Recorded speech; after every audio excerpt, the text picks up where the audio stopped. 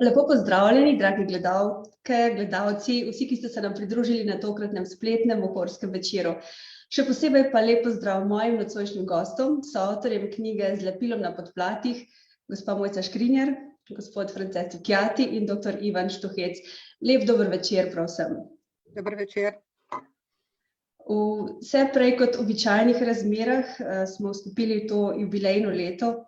Če smo se decembra 2020 spominjali 30-letnice plebiscita, pa letos obeležujemo 30-letnico samostojne države Slovenije.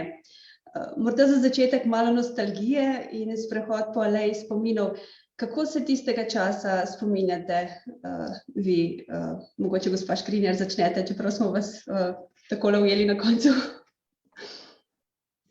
Ja, lepa povezava med mojo funkcijo zdaj kot poslanko v novi državi, pa seveda s tistim časom. Tisti čas je bil tako zelo poseben, ker sem vedno nosila superge sredi mesta, ker nikoli nismo vedeli, kdaj bo treba bežati, kdaj bo kakšno nasilje nad nami, ko smo se zbirali na Roški, pa na trgu, na Kongresnem trgu in protestirali proti nasilju tedanje države. Potem spominjam se, da so bile prvih volitev v občinske skupščine takratne. Bila sem izvoljena v občinsko skupščino Šiške, ki je bila včasih del Ljubljane in ta občina je obsegala potem še Medvode, Vodice, skoraj do Gorenjske segala. Drugače je bilo in spominjam se tega časa najbolj potem, kako sem zavrnila prisego za to skupščino, namreč jaz sem bila izvoljena kot kot predsednica zbora krajevnih skupnosti. Takrat se je delilo na 3 dele, zbor krajevnih skupnosti, zbor združenega dela, pa družbeno-politični zbor. In kot predsednica sem morala tudi priseči in priseči je bilo treba na Jugoslavijo skupaj s takratnim županom Žagarjem in pa Staničem Marjanom smo zavrnili pač ta podpis in zato so nas prijavili na državno tožilstvo in takrat sem imela majhne otroke in je bilo grozno in nisem vedela, da bom šla v zapor, bomo preživeli, no pa smo. Gospod Cukjati, je bil to za vas bolj čas vznesenosti ali prav tako skrbi?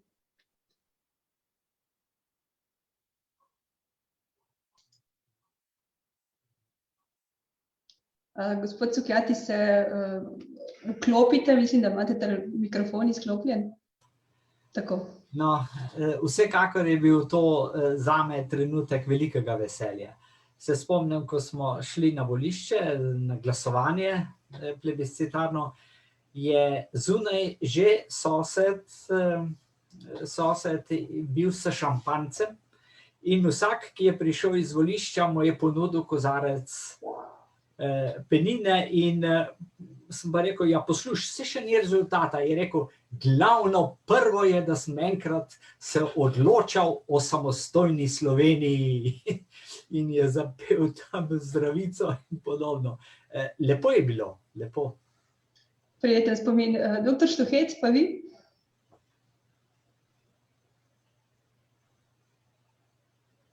Saška, zdaj pa vas ne slišim. Se slišiva zdaj? Zdaj pa ja. Tako, kakšen je pa vaš spomin na ta čas? Ja, jaz sem leta 1988 se vrnil z Rima, kjer sem bil na študiju in sem potem postal študentski duhovnik v Mariboru in sem bil v teh letih, 2 letih pred plebiscitom in pred vsemi dogodki, ki so nas pripeljali do samostojne države, zelo aktiven v Mariboru kot študentski duhovnik v škofijski avli na podoben način, kot so bila predavanja v Teološki fakulteti v Ljubljani. Imeli smo tu seveda takrat v naši škofijski avli goste ki so tako rekoč veljali za utemeljitelje in ustanovitelje Demosa in pa naše sedanje države. To je bilo delno v okviru teološkega tečaja, pa tudi sicer smo vabili predvsem take osebnosti, ki so takrat igrale pomembno vlogo v demokratičnem procesu. Moram reči, da se je Demos ustanovil, svoj ustanovitveni zbor v Mariboru je imel v škofijski avli. In tudi recimo določene stranke, kot so bili takrat krščanski demokrati pa sivi panterji, mislim, da predvsem ti dvoji za Slovensko ljudsko stranko nimamo spomino, kje so se ti ustanavljali, ampak krščanski demokrati so se ustanovili v škofijski avli, medtem ko so se sivi panterji ustanovili v škofijski hiši na Slomškovem trgu 3, tam, kjer je bila kasneje Slomškova knjigarna. No in vsi ti dogodki seveda so vplivali tudi na celotno razpoloženje, ne samo pri meni, ampak pri takratni celotni študentski populaciji, ki se je zbirala v centru Sinaj, kjer smo imeli svoj pastoralni center. V tistih najbolj dramatičnih in kritičnih dneh smo podobno kot v Ljubljani pater Pavel Jakob, tudi mi v Mariborski stolnici organizirali molitev za mir. In potem, ko je prišlo v Mariboru do prve žrtve, ko so tanki jugoslovanske armade podrli civilista, smo organizirali mirovni shod v mesto skupaj z takratno županjo gospo, kaj je že bila, zdaj mi je priimek ušel. No in ta shod je bil, se je začel na pragu stolnice in potem se je nadaljeval na bližnjem trgu, trg je bil nabito poln, tako da smo nekako v štajerski prestolnici vse te stvari aktivno spremljali. Potrebno pa je zelo jasno povedati, če ne bi takrat bilo cerkvenih prostorov, ki so bili na voljo, ne vem, kdo bi v Mariboru bil pripravljen v tistih letih odstopiti prostor za nastajanje novih demokratičnih procesov. Gospa Tovornik je bila pa takrat županja. Knjigo z naslovom Z lepilom na podplatih, mimogrede tudi nocoj lahko dobite na naši spletni strani www.mohorjeva.org. Do 13. marca pa je na voljo tudi po posebni promocijski ceni. Knjigo je sopodpisalo kar 22 avtorjev in prav je, da jih v nocojšnjem večeru vsaj imenujemo. Poleg nocojšnjih gostov so to še dr. Stane Granda, dr. Matija Ogrin, dr. Aleš Maver, dvojni dr. Klemen Jaklič, dr. Dimitrij Rupel, Tone Krkovič, dvojni dr. Igor Grdina, dr. Matevž Tomšič, dr. Ignacija Fridl-Jarc, dr. Andrej Umek, Matej Kovač, Janez Podobnik, dr. Ivan Žagar, dr. Drago Čepar, Romana Tomc, Janez Remškar, Jan Zobec, dr. Helena Jaklič in Erika Jazbar. Predgovor knjigi je prispeval Janez Janša, uvodni del pa je napisal akademik dr. Janko Kos. Gre za pomemben poklon jubileju države, ki je nastal pod okriljem Zbora za republiko in v založništvu Celjske Mohorjeve družbe. Dr. Štuhec, pobuda in povabilo avtorjem je prišlo z vaše strani, malo provokativen naslov smo izbrali v uredništvu Celjske Mohorjeve družbe. Zdelo se nam je, da na kratko in temeljito povzame rdečo nit skoraj vseh prispevkov. Meni se je že pri urejanju tega dela ves čas motalo po glavi, da gre za tako pomembno zgodovinsko delo, ki bi moralo biti v vsaki družinski knjižnici in bi ga moral prebrati vsak Slovenec. Knjiga je sicer impresivna, vendar nikakor duhomorno branje. Vi kot duhovni oče boste pomen te knjige še bolje ubesedili. Ja, zdaj duhovnih očetov nas je kar več bilo. Jaz sem nekako bil v okviru Zbora za republiko izbran in zadolžen, da prevzamem urednikovanje. Sicer pa smo to idejo skovali družno na naših srečanjih, ki smo jih imeli običajno vedno o ponedeljkih. Tako da to, da ste pa na Mohorjevi družbi potem našli tak naslov, vam gre posebno priznanje in zahvala, ker je ta naslov narejen, bom rekel, z enim posebnim ženskim sedmim čutom. Najbrž ne, če bi ga mi sami postavljali, bi bilo bolj kaj suhoparnega, tako ste si pa res izmislili, najbrž ste, Saška, vi bila glavna pri tem, ne? Ste si izmislili nekaj, kar je zelo povedno, kajti to lepilo na podplatih je točno to, kar je tako rekoč rdeča nit, lahko rečemo vseh avtorjev, ki v bistvu v analitičnem delu svojih prispevkov vedno znova pokažejo na to, kaj smo za samostojno državo hoteli doseči, kaj smo dejansko dosegli in kje se nam podplati lepijo v starem, preteklem, totalitarnem, komunističnem režimu, kar nas seveda ovira tudi pri sedanjosti in v prihodnosti.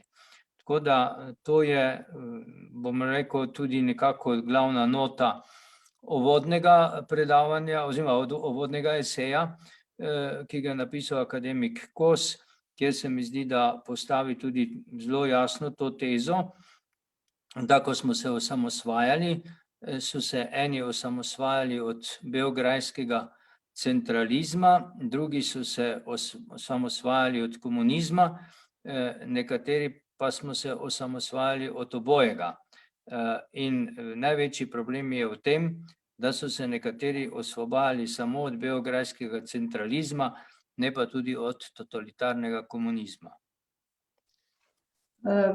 Gledalci lahko sodelujete v našem današnjem večeru in pisno postavite vprašanje, ki bomo kasneje poskušali tudi na nje odgovoriti. Sicer pa to, kar ste nakazali zdaj, dr. Štuhec, takrat se je zdelo, da smo si izjemno enotni, to še danes radi poudarjamo, ampak očitno se nismo zavedali, da le hodimo po isti poti do različnih ciljev. Posledice te različne vizije se po 3 desetletjih kažejo tudi v veliki razklanosti naše družbe.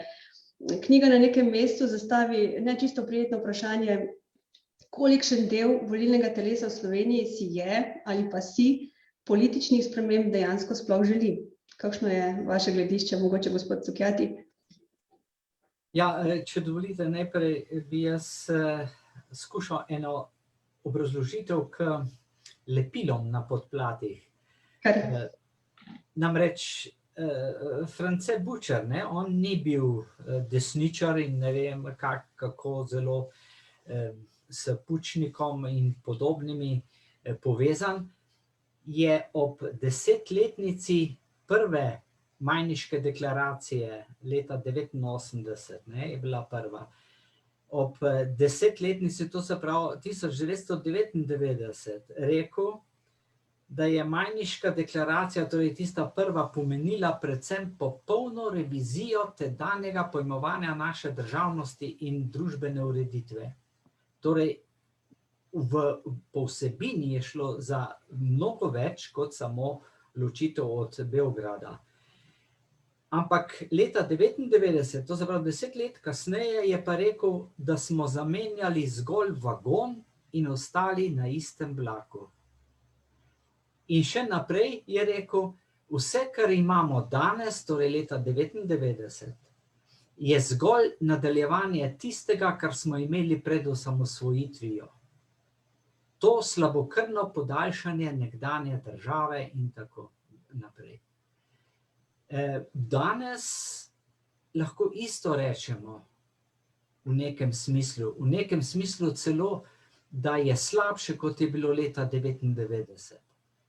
In to so resne zadeve.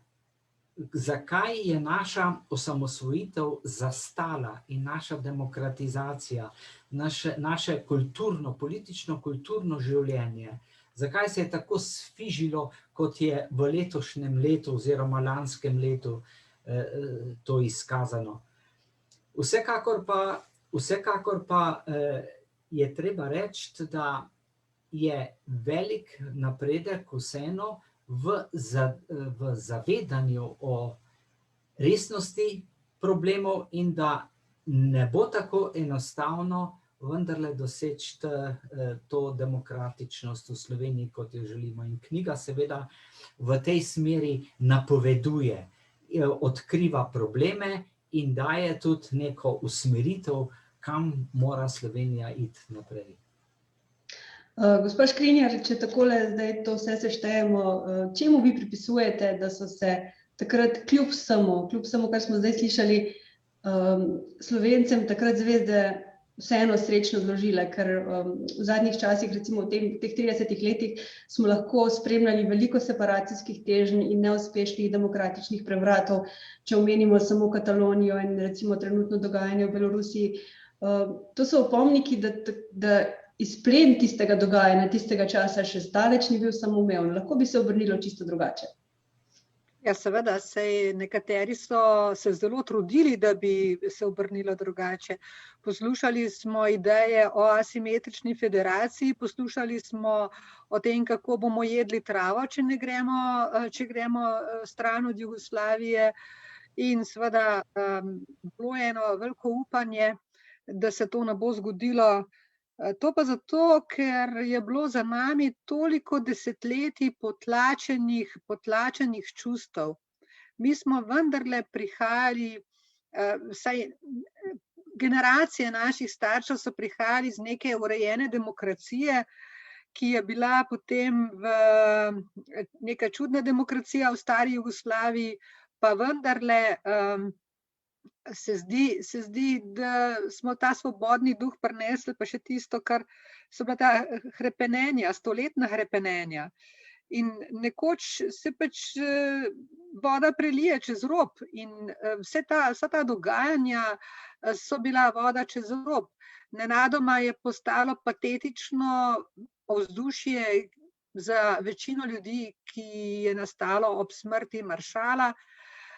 Siti smo bili neprestanih prepovedi potovanj v tujino, pomanjkanja goriva, pomanjkanja sladkorja, plenic za otroke, papirnatih plenic tako rekoč sploh ni bilo, nisi dobil pralnega praška in ob vsem tem si moral še molčati. In vedeli smo, da pravzaprav se dogajajo stvari po Jugoslaviji, sicer na način, ki nam ni bil všeč, in enkrat je pač šlo vse skupaj čez rob. Bes ljudstva se je potem, po moje, nekako akumuliral v tej odločitvi.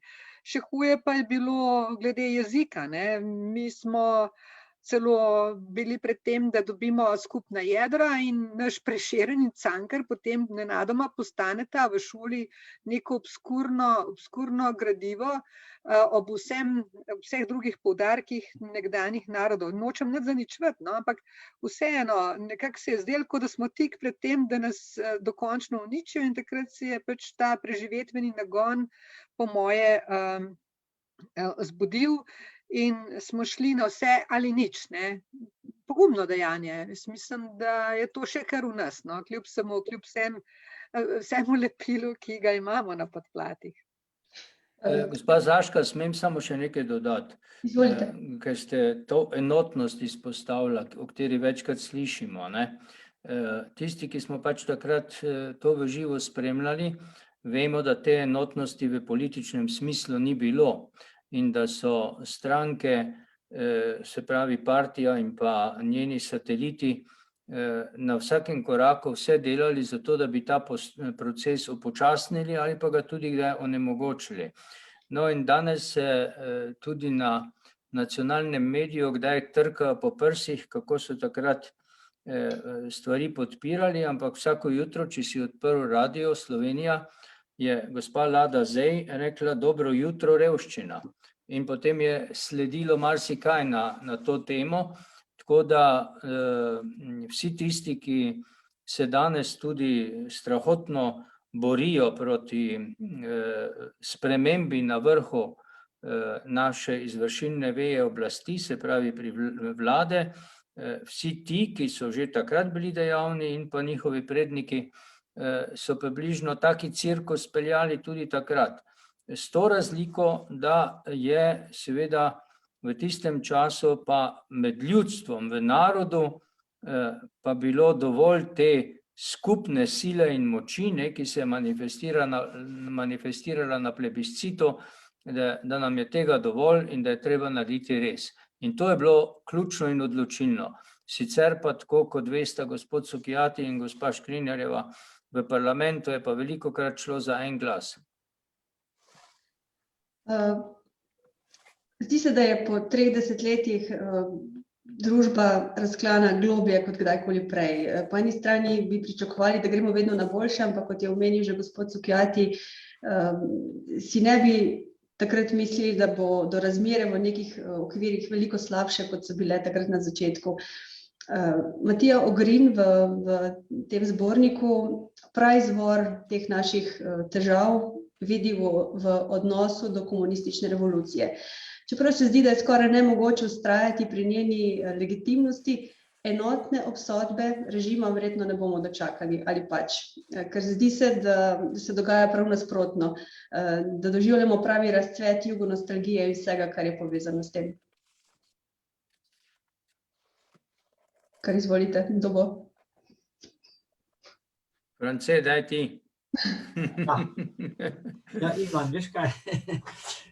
No, gledajte, ta floskula, ne bomo odpirali ideoloških tem. To je znak nekega nepoznavanja zgodovinskih procesov in nepoznavanja pomena spomina. Ker kaj narod združuje? Združuje v veliki meri spomin na preteklost, na svoj izvor, na svojo zgodovino. Zgodovino, na katero je ponosen, in pa zgodovino, na katero ni ponosen, in tisto mora izčistiti. Tako kot posamezen človek se mora osvoboditi teh bremen. In osvobodi se samo, če svoje temne trenutke in pa, bom rekel, zločine prizna, se jih zaveda in jih obžaluje. In dokler ne bomo mi očistili, izčistili svojo preteklost in jo nekako nadomestili s spoznanjem resnice in s priznanjem resnice, toliko časa bo naš narod bolno razdeljen. To seveda vpliva tudi na razvoj, na vse, kar je dobrega sicer lahko v družbi in podobno. Drugač pa seveda se ne da izsiliti tega. Menim pa, da je poskus bil vplivanja tudi na te nekdanje vzhodne države, resolucija Evropskega parlamenta pred 11 leti,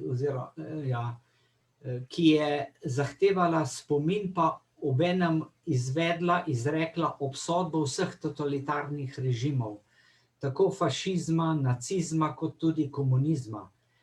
In pri nas že takrat ni bilo v parlamentu volje, da bi z večino nekako to priznali, da je šlo za zločin, da je šlo za zavrženo dejanje in za pravzaprav diktaturo, ki ne sodi v parlamentarni čas. Sem pa prepričan, da prej ali slej bomo to sposobni. Gospod Cukjati, ko ste ravno pri besedi, če mogoče ostaneva še kar midva skupaj. Namreč vaš prispevek v zborniku se posveča slovenskemu zdravstvu pod bremenom prejšnjega stoletja. In ker ste ravno omenili, da se ne odpira ideoloških tem, kar pogosto slišimo, vi ste ga zaključili s tem, da tudi tega področja, ki je trenutno najbolj na udaru, nikakor ne moremo razrešiti, če ne pridemo ravno do tega bistva, do temelja, da se vse začne na ideoloških temah, in to se na področju zdravstva kaže zelo očitno in tako, da to občutimo tudi sodobne generacije in kot kaže, bo s časoma samo še slabše. No, poglejte samo en primer. Mi imamo sedaj danes 130 000 Slovencev, ki niso opredeljeni, ki nimajo svojega osebnega zdravnika, ker jih nihče ne mara. Jih ne sprejema. 130 000. In zakaj ne? Zaradi tega, ker vsak, ki nekoliko več pacientov prevzame kot njihov osebni zdravnik, nima nobene koristi od tega. Čeprav dela na etični pogon, tako rekoč, in za svoje paciente dobro skrbi, ampak bi morda marsikdo lahko več kot 1500 pacientov imel. Še jaz sem pred leti, mi smo imeli po 2000 pacientov, pa smo odlično delali, pa nismo izgorevali, ampak smo normalno delali in so bili pacienti zadovoljni. Sedaj imate zdravnike, ki zmorejo tudi 2500 pacientov, ampak ne, ker so plačani po socialistični uravnilovki. Ne da se urejati kadrovske zadeve in pa svoj kadrovski potencial izkoristiti, če si ujet v socialistično miselnost. In zaradi tega nam uhajajo zdravniki. Tam nekje v 70 letih je samo kakšnih 20 na leto bilo odtujenih zdravnikov, odšlo, in sicer v glavnem Štajerci, štajerski zdravniki, ki so diplomirali ali pa študirali, diplomirali v Grazu, so odhajali, se niso vrnili v Slovenijo. Danes jih je po 50 na leto, jih izgine, odidejo, ker so tam, pa ne zaradi tega, ker bi pri nas preveč delali, ali pa tam ne bi bilo potrebno delati, ampak ker je tam ni socialistične miselnosti in je delo in zavzetost in sposobnost spoštovano. To je tista, veste, ta odnos nas pravzaprav pokopava in pravzaprav v zdravstvu dela velike težave. Ko sem bil predsednik sveta kliničnega centra, sem spraševal, zakaj pa oziroma je bilo vprašanje, zakaj vaši zdravniki odhajajo popoldne, specialisti, visokostrokovni kirurgi in podobno, odhajajo v zasebno ambulanto delati. Zakaj? Ja, ker tam so plačani, ne? Ker tam jih plača, tam zdravnik dobro ve, da bo dobil, da mu bo lastnik tiste ambulante za vsako operacijo plačal toliko in toliko. Ja, zakaj pa vi ne odprete teh ambulant, pa za tujce, pa samoplačnike, če hočete, popoldne? Zakaj bi popoldne ne delate? Takrat je odgovoril in še danes odgovori direktor, ja, ne morem. Kako naj jih pa plačam? Ne morem. Mi imamo socialistično uravnilovko. Namreč odnos visokostrokovnega kadra, kot je zdravnik, ki sam odloča o pregledu, o diagnozi, sam odloča o terapiji. Vodstvo in direktorji mu samo obračunavajo plačo, pa morda čistilke organizirajo, da ordinacijo počistijo in podobno in stvari organizirajo. Pa niso tretirani kot v tujini, v celotni tujini. In to je ta odnos, zaradi katerega ne moremo zlepa se odlepiti od tav in nekako vsaj po 30 letih nekje po zgledu Avstrije ali Nemčije ali Švice z istimi zdravniki, ki so sposobni, z isto tehnologijo, zdravstveno strokovnostjo narediti primerljiv zdravstveni sistem. Tako v bistvu prispevek gospoda Cukjatija in tudi Janeza Remškarja, Resnica o zdravstvu, je v bistvu obvezno branje za kogarkoli, ki se spušča v kakršnokoli javno debato o zdravstvu, o tem, kaj je treba spremeniti in kaj je narobe. Gospod Škrinjar, vaš prispevek v knjigi zadeva šolstvo v času samostojne Slovenije. Kako močno je lepilo na podplatih, kako močno je lepilo na podplatih na tem področju? Glede na to, da ste bili nocoj skoraj do konca na seji, ki je bila precej povezana prav s to tematiko, imate verjetno še zelo sveže vtise. Seveda, lepilo skuša biti vedno močnejše, vendar imam upanje. Imam upanje, da se iz tega izvijemo. Res pa je, da je ta osamosvojitveni val prinesel svobodno razmišljanje, vendar smo se znašli na vrhu vala in pa tudi nadalje v dolini. Voda je odtekla dol. In tisto, s čimer smo se srečali, je bilo, se mi zdi, še huje kot v 80-ih letih. V 80-ih letih je bilo vrvenje v šolstvu in pa želja po svobodi večja kot morda recimo lani, predlani do začetka epidemije. Epidemija pa je prinesla poleg groznih stvari, od smrti do zdravja, do okrnjenega zdravja, do pregorelosti zdravstvenih delavcev in zaustavitev življenja, pa gospodarskih težav povezanih s tem, je pa prinesla tudi priložnost za šolstvo. Nikoli ne bi mogli tako hitro priti do nekih novih pedagoških metod, kot smo prišli sedaj. In nikoli ne bi mogli reči, zdaj bomo pa kar cel dan imeli samo en projekt, vendarle ure si sledijo po Marijo Terezijansko eno za drugo, če ne bi bilo te epidemije, če ne bi bilo pouka na daljavo, ki je pač prinesel te nove možnosti.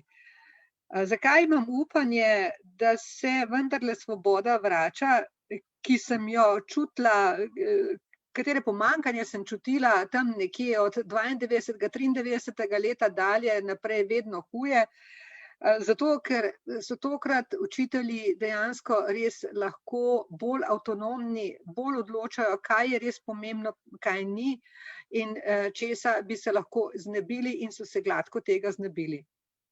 In tega si ne bi upali narediti prej. Danes pa smo bili zopet priča, ampak vendarle se mi zdi, da je to le en val, ki bo pa tudi odšel. Priča temu, kako je zopet potrebno vse urediti posocialistično, zasebna pobuda je dobesedno očrnjena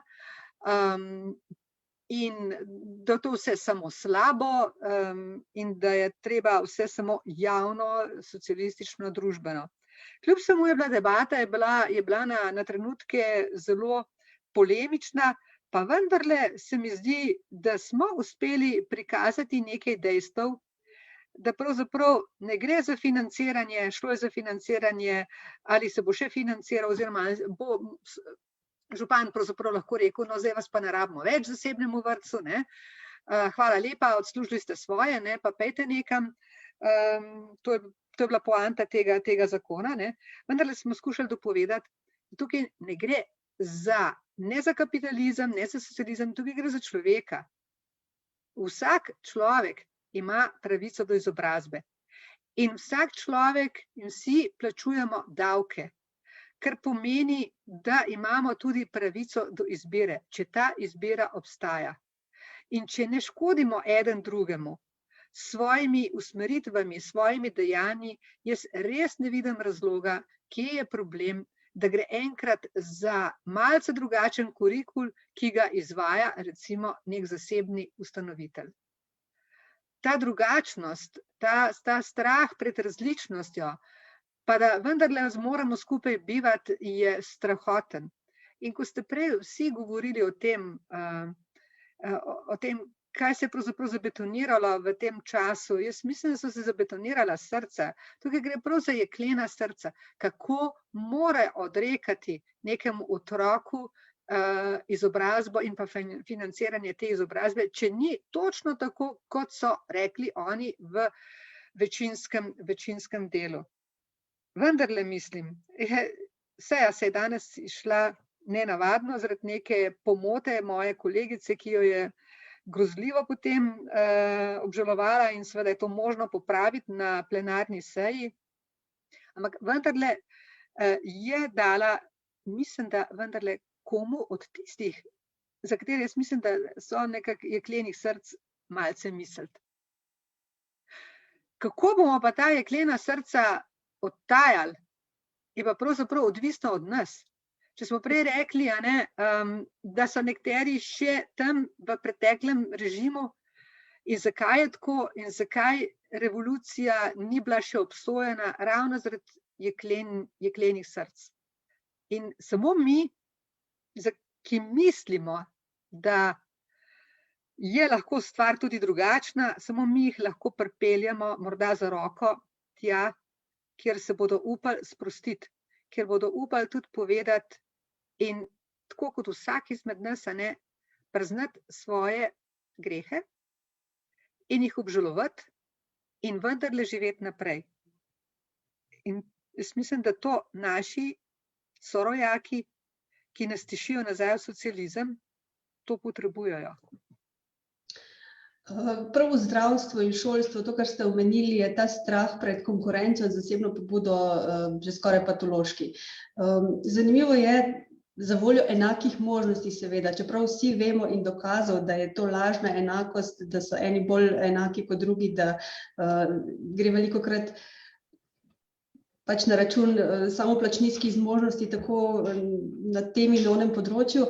Ampak zakaj toliko ljudi, mislim, zdaj ste omenili jeklena srca, ampak vseeno je čudno, da toliko ljudi, ker večinski del je še vedno levičarski, kar se tiče volilnega telesa, da toliko ljudi pa vseeno sledi temu in verjame v to lažno neenakost. Ja, veste, da so tukaj mediji. Veste, da so tukaj različni mediji, tako vizualni mediji, kakor tiskani mediji in del spleta seveda tudi. Če boste vi vsak dan ponavljali laž, potem bo postala resnica. In tega je vedno bilo veliko, zato pač je težko iziti iz tega. Če mene vprašate, in težko je tudi razmišljati inovativno ali pa, kakor bi človek rekel, out of the box. Nekako po nekih ustaljenih vzorcih se razmišlja. Recimo, če vzamemo zdravstvo, meni je povsem vseeno, ali pridem v zasebniku, ali pridem v javno ustanovo, mene zanima storitev. Jaz imam svoj del denarja v zdravstveni blagajni, s katerim razpolagam, katerega sem vplačala.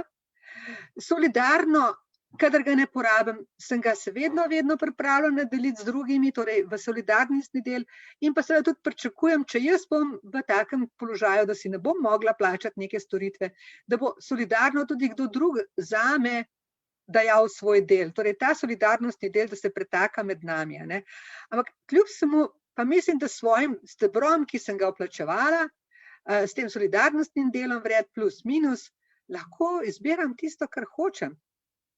Jaz hočem samo dobro storitev. Mene zanima, je zdravnik moški, ženska, blond, črnolas, ali je to zasebnik, ali je to javni zavod, mene zanima dober zdravnik. Ravno tako je med šolami. Imate nek vzorc, po katerem pravijo, naši javni vrtci so najboljši. Ja, ne, niso. Imamo najboljše javne vrtce, imamo odlične, imamo dobre javne vrtce in imamo zanič javne vrtce. In ravno tako imamo zelo dobre javne šole. Jaz sem pač ponosna na to, da sem 14 let vodila javno osnovno šolo in sem prepričana, da nobena zasebna šola ni bila tako dobra kot moja šola. Najbrž bi mi kdo oporekal, verjetno upravičeno, nikoli ni noben najboljši. Ampak razumete, da ne gre za to, da je javno dobro, zasebno slabo. Ali pa da je zasebno dobro, pa javno slabo. Šola je ravno tako dobra, kot je dober njen ravnatelj. Če je dober ravnatelj, je dobra javna šola in dober vrtec. Če ne, je pa tudi slaba. Ravno tako je pa z vrtcem. In zdaj imate vi problem sestave šolskega sveta, ki imenuje ravnatelja. Tam noter v javni šoli, tam noter imate 5 zaposlenih, imate 3 iz občine in 3 od staršev, 6 jih pa potrebujete, da imenujejo ravnatelja. Vidite, tisti 6 se hitro priključi 5, ki opazujejo zahtevnega kandidata in si rečejo, presneto, če bo pa tale prišel, bomo mogli, bojo pa spremembe. To bo mogoče grozno. In seveda je tukaj pride do negativne selekcije. In potem se sprašujejo, ko dobijo šibkega ravnatelja, ker so ga hoteli, ne, se sprašujejo, kje je on takrat, ko se pa znajdejo učitelji v nekem konfliktu s starši, z učenci, z dijaki, kje je zdaj ravnatelj, da bo njih zaščitil. Ja, ni ga, skriva se v pisarni, seveda, saj ste takega izbrali. Ne. In človek mora biti zahteven do sebe, mora biti zahteven do drugih in seveda stvari grejo potem bolje naprej. Privatni ustanovitelj zelo dobro ve, a ne, če bo on imel slabega ravnatelja, mu bo klientela odšla. In zato se tega zaveda. In tukaj je ta razlika, ne? Tukaj je ta razlika. Ampak tudi v javnih šolah, a ne, boste našli odlične ravnatelje, odlične šole, pa vendarle ne morete trditi, da poteka ločnica med javnim in zasebnim na ta način. Veliko prepričevanja bo potrebno. Danes smo imeli sejo, za katero sem mislila, da bomo končali in obravnavo, pa vendar se bo ponovila na plenarni razpravi za voljo neke pomote kolegice. Bomo pa to še enkrat povedali in mislim, da je to treba pripovedovati velikokrat. Ne gre za sistem, gre za človeka. Za človeka smo tukaj. Ne za šolo, ne za vrtec, ne za kapital, ne za družbeno lastnino, mi smo tukaj za človeka. V teh 30 letih se zdi, da je bilo veliko stvari narejenih prav načrtno in ena v ta krog bi lahko pisali tudi načrtno rušenje moralne avtoritete, inštitucij, strankarskega sistema v končni fazi. Ampak če ostanemo pri tem, pri katoliški cerkvi, ki je bila vsa ta leta najbolj na udaru. Dr. Štuhec, v enem svojem nastopu ste dejali, da je marsikdo gladko pozabil, da je Slovenija med prvimi priznal prav Sveti sedež. To takrat čez daleč ni bilo nekaj samoumevnega. Kot ste dejali, je odnos, ki ga ima danes država do Vatikana, ni vreden suverene države. Zakaj tako razmišljate? Ja, no, sej tudi v svojem prispevku v zborniku sem se dotaknil tega problema moralne podobe katoliške cerkve. Zdaj tu seveda moramo biti na nek način uravnoteženi v tej presoji, da smo v cerkvi tudi sami marsikako stvar zamočili, narobe postavili, narobe naredili, tudi slabo morda skomunicirali, ali pa recimo tudi na kadrovskem področju so se dogajale stvari, ki se na primer v nekih drugih primerljivih zgodbah niso na ta način zgodile, kot so se v Sloveniji. Tako da notranje cerkvena problematika je po svoje dajala tudi netivo tistim, ki so samo čakali na to, kdaj lahko dobijo cerkev kot celoto, cerkev na Slovenskem na levi nogi in jo še dodatno potunkajo. Zdaj na dveh področjih mislim, da je to najbolj bilo očitno. Eno je bilo to vprašanje okrog finančnega zloma mariborske nadškofije, kjer še se danes, kot smo nedavno tega lahko poslušali na nacionalni televiziji, operira z vrtoglavimi številkami, ki so popolna izmišljotina. In seveda to se prime, ne? Če ti ponavljaš leta in leta, tako kot je prej bilo rečeno strani gospe Škrinjar, če ponavljaš laž leta in leta, se bo potem prijela, kot da je to resnica. In tako se je tudi okrog tega vprašanja. Zdaj, ko ne bomo zdaj tu razpravljali o tej mariborski zgodbi, ampak ta zgodba je tudi posledica neurejenega finančno-gmotnega položaja cerkva in verskih skupnosti v Sloveniji. In to je eden izmed tistih problemov, za katerega jaz trdim, da levo-liberalna politična opcija v Sloveniji ni bila pripravljena, že v tisti prvi fazi, ni bila pripravljena razrešiti tega vprašanja, tudi z namenom, da lahko to vedno znova uporablja kot politični dejavnik med volitvami, pred volitvami, kadarkoli si pač smislijo. In s tem se seveda tudi določen del volivcev odvrača od tistih strank, ki pa so ves čas bili na stališču, da je treba te stvari urediti.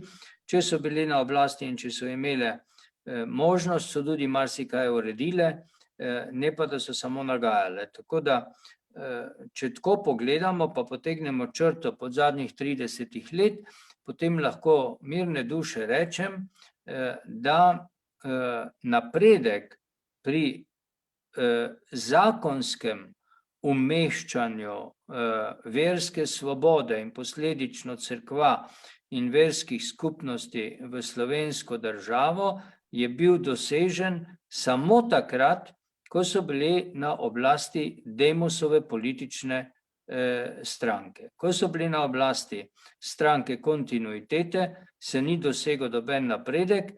Tisti sporazum, ki je bil dosežen, je praktično samo opredelil tisto, kar je do takrat bilo doseženo, ni pa prineslo nobene novosti. In dve ključni stvari sta ostali vse do danes odprti, to je vprašanje financiranja in pa se pravi razreševanja tega gmotnega vidika.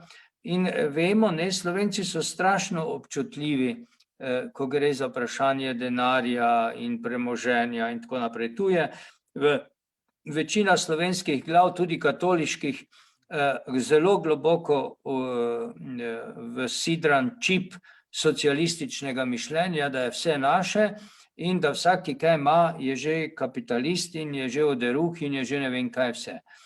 Skratka, ta miselnost je izjemno globoko zasidrana v slovensko dušo.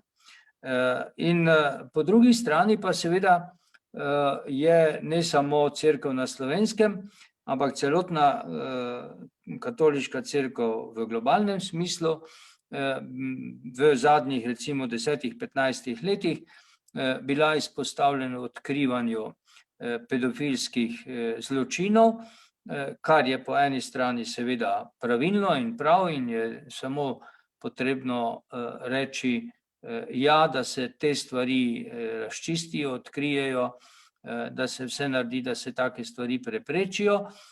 Po drugi strani ne pa vidimo recimo, če zdaj primerjamo zadnje aktualne dogodke v Sloveniji, kako dolgo se je recimo ščitilo ime pa priimek profesorja na filozofski fakulteti ali pa na AGRFT-ju, medtem ko če se zgodi kaj podobnega v duhovniških vrstah, potem je tisti duhovnik že prvi dan na naslovnici, ne da bi mu sploh kdorkoli že karkoli dokazal.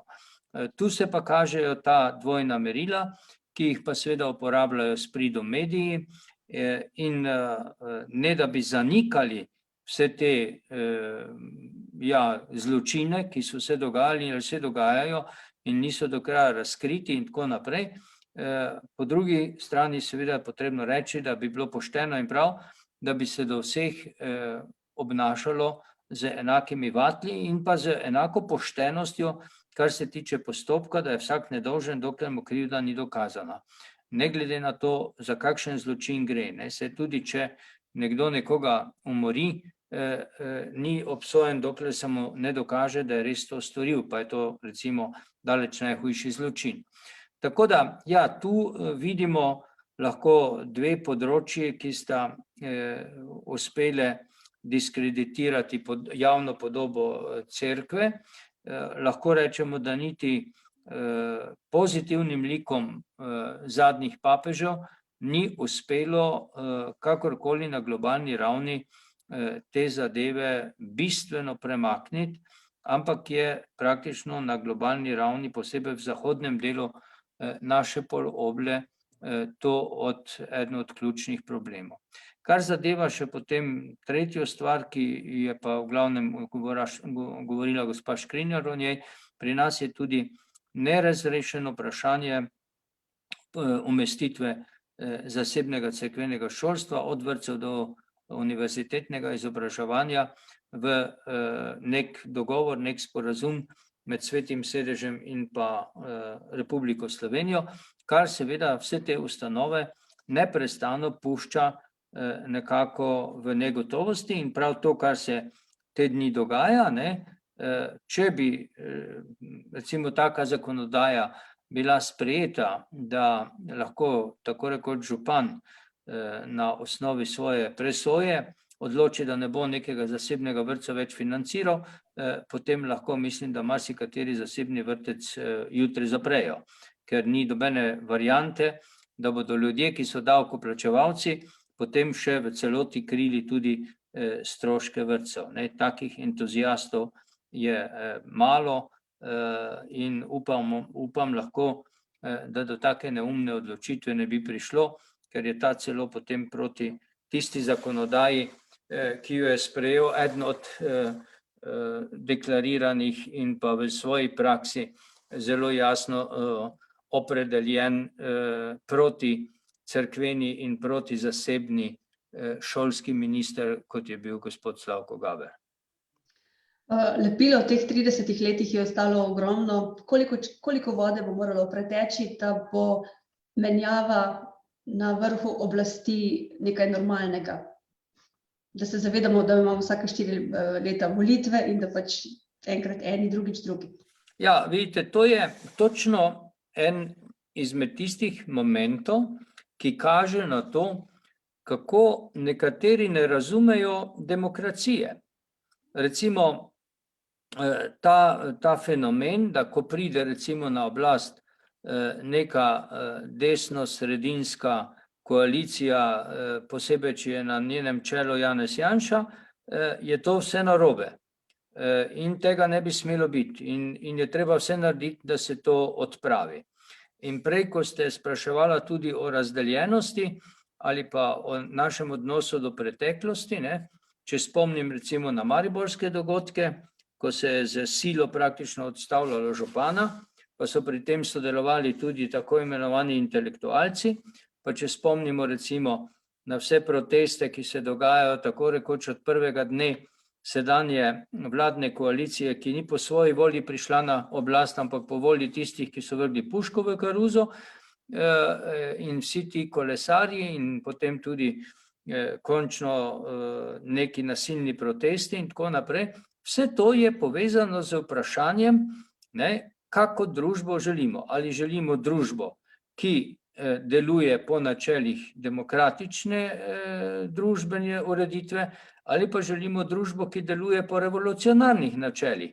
In ker seveda z revolucijo v preteklosti nismo počistili v smislu, da smo naredili križ čez njo, se nam ta revolucionarna miselnost vleče naprej in tudi vidimo, nažalost, to, kar je pravzaprav najbolj obžalovanja vredno, je to, da se mlade generacije, ki so se izobraževale na naši univerzi, osrednji univerzi v Ljubljani, predvsem na Filozofski fakulteti in na FDV-ju, da se te mlade generacije vračajo k najbolj radikalnim oblikam marksistično-komunistične ideologije in da jim je nekdo, in to so bili seveda profesori, kdo pa drugi, približal neke druge družbene koncepte, bolj kakor pa tistega, za katerega smo se borili pred 30 leti in za katerega so navsezadnje nekateri tudi umrli.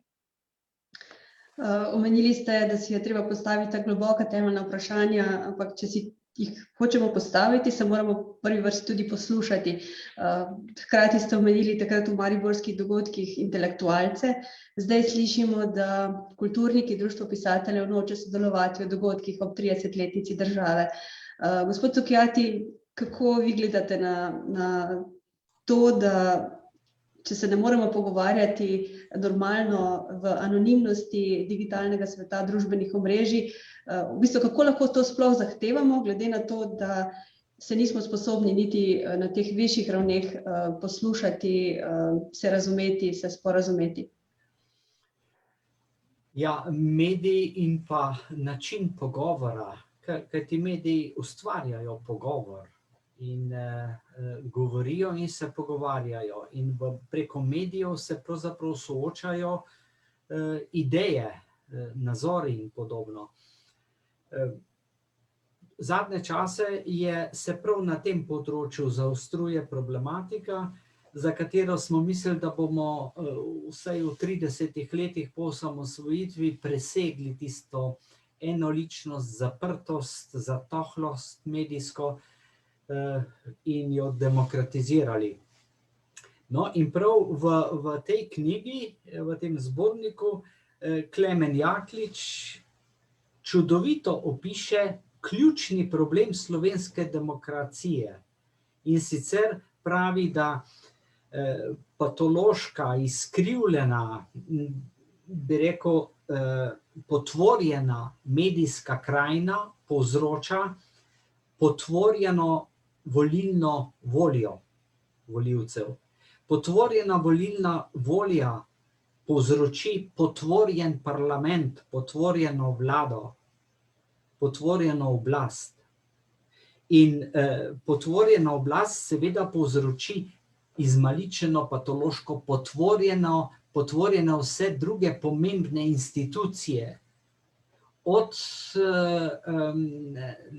RTV-ja, če hočete, do sodstva in podobno.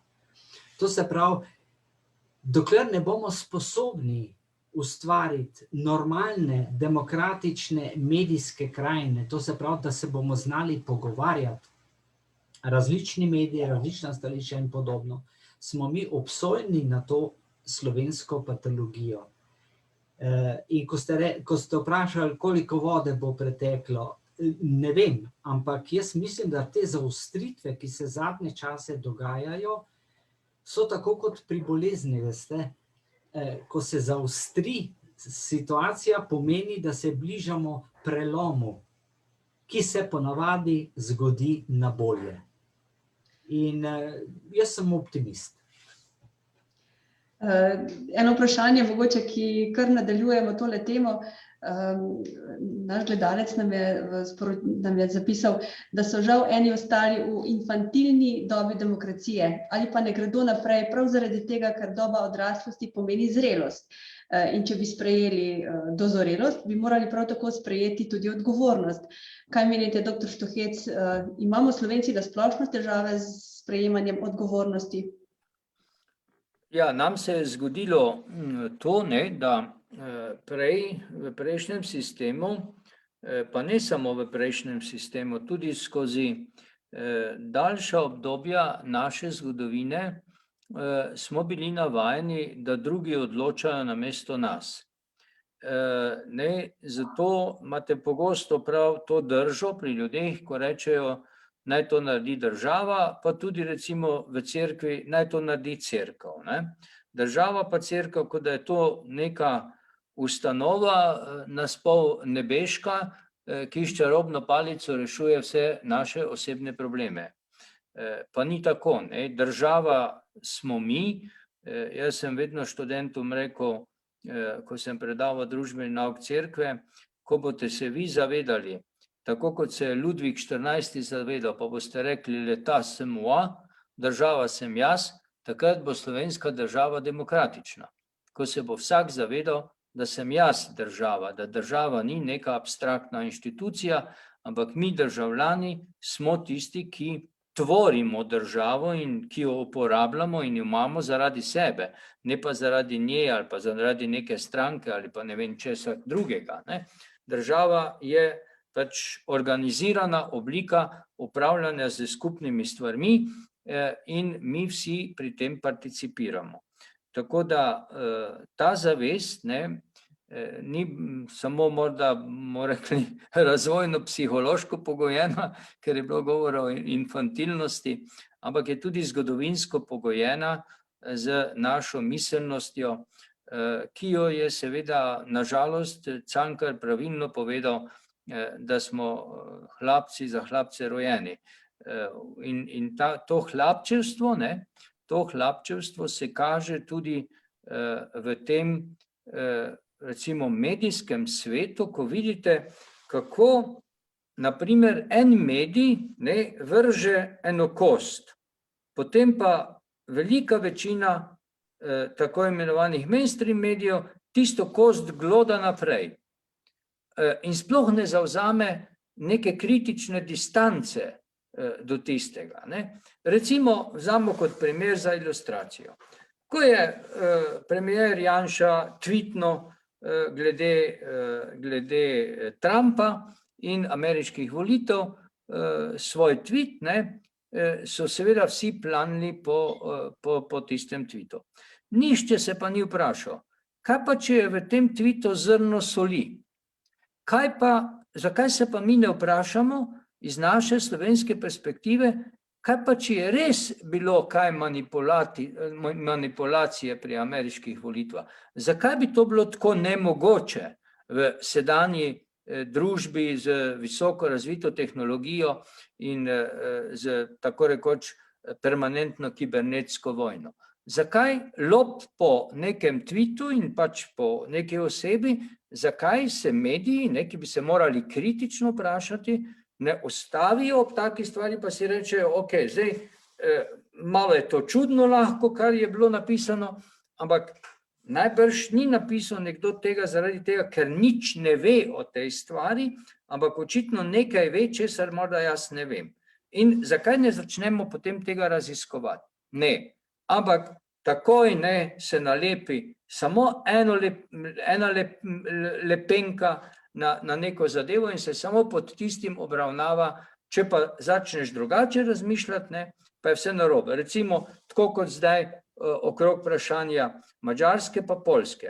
Ja, jaz še nisem enega slovenskega novinarja slišal po televiziji ali po radiju, ki je šel na Madžarsko, ki je šel na Poljsko, se je tam začel pogovarjati z ljudmi in je ljudi vprašal, različne ljudi, kar na cesti vprašal, kaj si oni mislijo o svojih političnih voditeljih. Seveda bi dobil različne odzive, sem prepričan, da bi dobil različne odzive, ampak če bi bil pošten, bi nam predstavil celotno paleto teh odzivov. Ne pa, da moramo po celem zahodnem medijskem prostoru in pa tudi slovenskem neprestano prebirati samo to, kako sta Poljska in pa Madžarska grešna kozla v Evropi in zdaj se še mi pridružujemo temu tej kozlovski procesiji in smo s tem tako rekoč uničili že naspol celo Evropo in pa Slovenijo priklapljamo na neki pogubni vlak in tak naprej. Ja, ni res. Te dve državi očitno imata v nekih stvarih pač legitimno pravico, da enostavno ne poslušata Bruslja. Mi smo se, mislim, da iz zgodovine nekaj naučili. Nismo poslušali do kraja več Dunaja, zato smo šli od njega proč, nismo hoteli več poslušati Beograda, smo tudi šli od njega proč. Zdaj pa tisti, ki so nas hoteli na Beograd prikleniti, nam govorijo, da ne poslušamo Bruslja dovolj. Ja, spet smo hlapci nekoga izven nas, namesto da bi doma razgrnili argumente za in proti okrog nekega problema, ki pa ga moramo seveda najprej temeljito spoznati, da vidimo, v čem je poanta in o čem se sploh pogovarjamo. Če pa to naspol spoznamo ali spoznamo skozi ena očala, potem pa seveda tudi o takih stvarih ne moramo diskutirati. Tako da to so vse te težave, s katerimi se v bistvu mi danes soočamo, za katere lahko rečem enostavno, gre za vprašanje, ali mi prevzemamo modele demokratičnega načina razpravljanja in odločanja o skupnih stvarih. Ali pa še naprej vlečemo seveda nek partijsko-ideološki sistem. Hvala za to vprašanje iz občinstva. Hvala Bogu za digitalne možnosti, ampak verjetno vsi pogrešamo živi stik in odziv ljudi, ki bi se z nami pogovarjali. Predstavljali bi si, da je tak praznik 30 let države, praznik domoljubja. Ampak nekako je tako, da takoj, ko omenjamo domoljubje, pa naj je še tako dobronamerno, je takoj označeno z nacionalizmom, celo s fašizmom. Gospa Škrinjar, kako vi doživljate pojem domoljubja v slovenskem javnem prostoru? Če vzamemo šport, še ima sploh kakšno mesto? Ima. Ne smemo biti tako pesimistični. V mnogih šolah dajo nekaj na domoljubje, ne bodo to osnovne, ne bodo srednje, zopet je odvisno od njihovih ravnateljev. Jaz mislim, da ni tako zelo obupno stanje. Je pa nekaj res, da je temu morda namenjeno premalo pozornosti in da smo še daleč od tistega, kar recimo povprečen Američan čuti. Jaz se spomnim, ko sem bila učiteljica angleščine, je k meni hodil tudi sin angleškega lektorja, ki je takrat poučeval na filozofski fakulteti, prisostvoval je pri urah angleščine in nekoč je nekdo pomotoma z ramo snel iz zida nalepljen dolarski bankovec, ki je visel zraven zemljevida Združenih držav Amerike, ker smo se pač učili o tej temi. In ko je bankovec padel na tla, je ta fant skočil po njega, ga pobral, namreč ta bankovec je on prispeval za razstavo, in ga je pobral in rekel, zdaj ga bom pa jaz vzel, takole se pa ne bo delalo z mojim denarjem. Vidite, on je bil celo ponosen na dolarski bankovec. Mislim, da so dogodki, kot so športni dogodki, ki nas družijo, in vesela sem, ko vidim, takrat začnejo po naši ulici vihrati zastave, ki je sicer zelo redko posejana z zastavami, moja vedno visi na moji hiši, ampak vedno več zastav pa vidim. Torej, počasi bomo prebili ta led, let jeklenih src, tudi na tem področju, tako v družbi kot v šoli, in je pač potrebno vztrajati, pot je dolga in naporna, premagati je treba toliko let groze in to ne gre čez noč. Nam se počasi skupno druženje čas izteka. V prihodnjih tednih bomo še govorili o tej knjigi, sogovorcev, avtorjev zbornika je še veliko, ampak bi pa rada, da zaključimo tako optimistično, ker v knjigi je veliko govora o lepilu in lepilo v glavnem ni pozitivno, pa vseeno. Kaj je tisto, kar vas navda v tem jubileju z navdušenjem, z veseljem, s ponosom? Česa ste veseli, da se je zgodilo in da imamo danes po 30 letih lastne države? Gospod Cukjati, kar izvolite. Lahko. Jaz sem vesela, da imamo to vlado. Zakaj? Zaradi tega, ker vendarle smo se zbrali ljudje različnih pogledov. Mnogokrat gledamo na stvari zelo različno, pa vendarle imamo eno skupno točko, da naredimo nekaj dobrega za to državo, za gospodarstvo, za ljudi. In da smo še zmeraj skupaj, kljub toliko in toliko polenom, toliko in toliko udarcem, naši koalicijski partnerji, bom rekla, resnično trpijo na trenutke. Ampak ponosna sem, da smo še zmeraj skupaj, da peljemo zadevo, in to me navdaja z upanjem, da bomo premagali te grozne jeklene vzorce in da bomo lahko začeli misliti s svobodno glavo in svobodnim srcem. No, a smem še jaz pripomniti? Izvolite. Ja. Glejte, to je tako kot imeti svoj dom. 30 let stara hiša, veste, že potrebuje popravila, pa nismo zadovoljni z okni, ki so stara, bi bilo treba mogoče celo zamenjati, mogoče tudi streha nekaj, kakšna pipa pokvarjena in podobno, obnoviti je treba fasado in podobno, ampak imaš svoj dom. Veste, ob vseh teh skrbeh, bi rekel, drobnih skrbeh, ki niso tako velike narave, človek preveč pozabi na tisto bistvo. Imamo svojo državo. Tudi če so levičarji na oblasti, tudi če ta ali oni, ki nam ni všeč in podobno, tudi če kdaj politika gre po svoje, imamo pa svojo državo, pri kateri upamo, da se bojo tudi te stvari izboljšale.